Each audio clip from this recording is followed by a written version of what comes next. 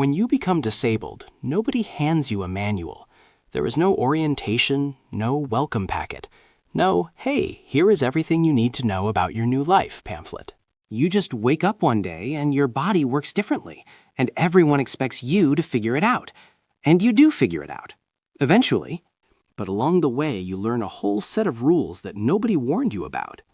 Not medical rules, not legal rules. The unwritten ones, the social ones. The weird ones that only make sense if you live this life every single day. I have been in a wheelchair long enough to have a whole collection of these, and today I am sharing them because somebody needs to write this stuff down. It might as well be me. Rule number 1. People will talk louder to you for no reason. I am in a wheelchair. My legs do not work right. My ears are fine. But for some reason, the moment people see the chair, they increase their volume by about 40%. Like the wheelchair is also a hearing aid that is turned off. Excuse me, sir, do you need help finding anything? They are yelling this from 3 feet away. I am not across a football field. I am right here. You can use your indoor voice. I have had 3 strokes, and I have a rare autoimmune disease, but my hearing survived all of it. My ears are the one thing that still works at full capacity. Please stop shouting at me in the cereal aisle. I can hear you. Everyone in the store can hear you.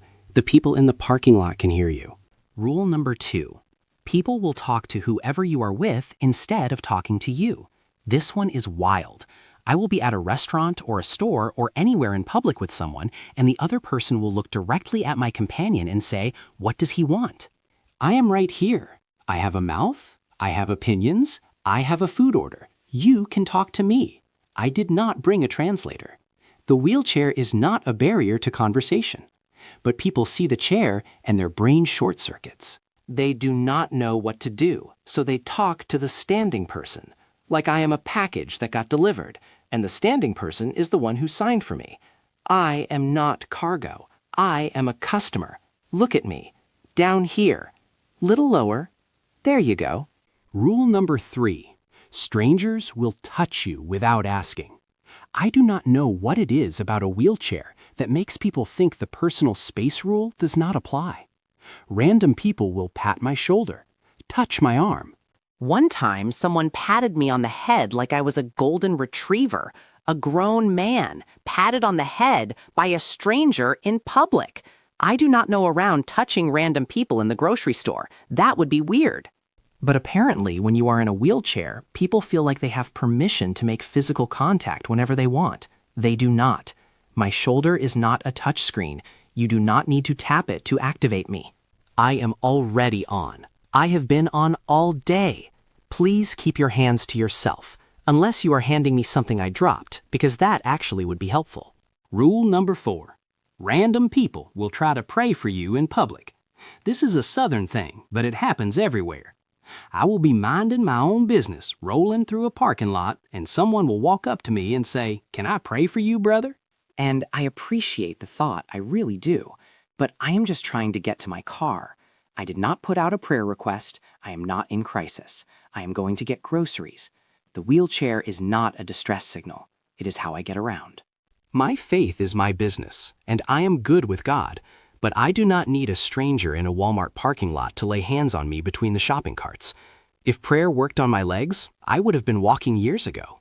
My grandma alone has put in enough prayers to fix an entire hospital ward. I am covered. Thank you, though. Rule number 5. Every door is a puzzle. Nobody tells you this, but doors become your enemy when you are in a wheelchair. Doors that open toward you are the worst because you have to pull the door and back up at the same time. That requires 2 hands on the door and 2 hands on the wheels, and I only have 2 hands total. The math does not work. Heavy doors are a full body workout. Automatic doors are a blessing from above, except when they do not sense you, because the sensor is set at standing height and you are sitting 3 feet below it. I have sat in front of automatic doors waving my arms like I am directing air traffic, trying to get the sensor to notice me. The door does not care. The door has seen me and has decided I am not tall enough to enter. That is height discrimination, and I will not stand for it. Literally. Rule number 6. The accessible bathroom is never actually accessible. There is always something wrong with it. It is being used as a storage closet, the grab bars are loose, the door does not lock. Someone who does not need it is in there using it as their personal spa. I have waited outside accessible stalls while perfectly able-bodied people take their sweet time in there because it is bigger and they wanted the legroom. You wanted leg room. I need that stall because the regular one is the size of a phone booth, and my wheelchair does not fold into a briefcase. The accessible stall is not a luxury upgrade for people who want more space. It is a necessity for people who literally cannot use the other ones. But nobody reads that memo. The sign on the door might as well say first come, first served, because that is how everyone treats it. Rule number 7. Social events are a different experience at wheelchair height. When you are sitting and everyone else is standing, every conversation happens above you. People talk over your head, literally. Not on purpose, they just forget you are down there.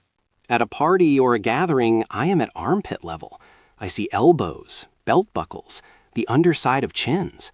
If someone is talking to the person next to me, I get to stare directly at their stomach while they have a full conversation that I cannot see or hear properly. Group photos are fun too. Everyone stands in the back, and I am in the front. Always in the front. I did not choose front row. The chair chose for me. I am the permanent front row kid. I have been in more photos where I am the only one fully visible and everyone else is just floating heads behind me. Rule number 8. Everyone wants to know your story, and they are not shy about asking. What happened to you? How long have you been in that chair? Can you walk at all? Were you born like this?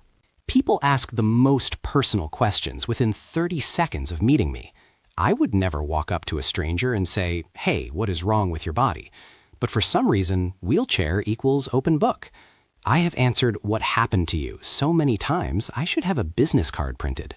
3 strokes, rare autoimmune disease, 0 balance. Any other questions? I do not mind talking about it most of the time, but sometimes I just want to buy a coffee without giving my medical history to the barista. I am not a museum exhibit. The wheelchair is not an invitation to interview me. But I get it. People are curious. I just wish they would lead with hello first. Rule number 9. Accessible does not mean convenient. A building can be technically accessible and still make your life miserable.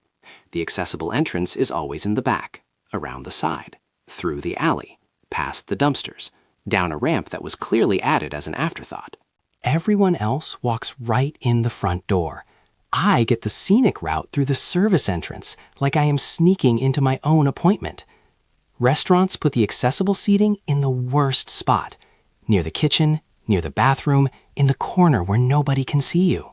It is like they are hiding you. Oh, you are in a wheelchair. Here, let me put you where the decor cannot see you. Thank you for the table next to the emergency exit. Really makes me feel like a valued customer and not a fire hazard. Rule number 10. The best rule. When you meet another disabled person, there is an instant understanding. No explanation needed. No awkward questions. Just a look that says, you get it. I do not have to explain the bathroom situation. I do not have to justify why I am tired. I do not have to pretend things are easier than they are.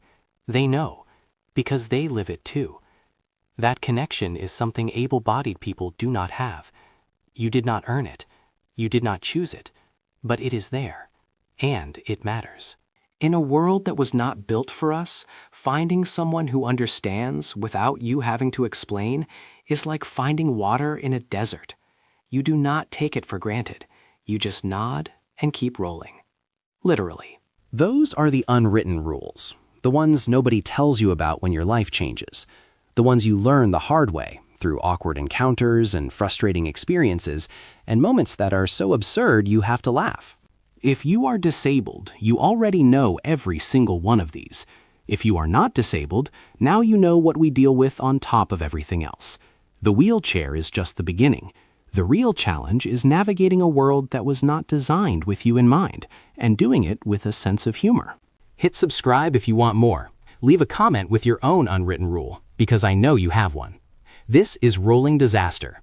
The rules are unwritten, but I am writing them down one video at a time.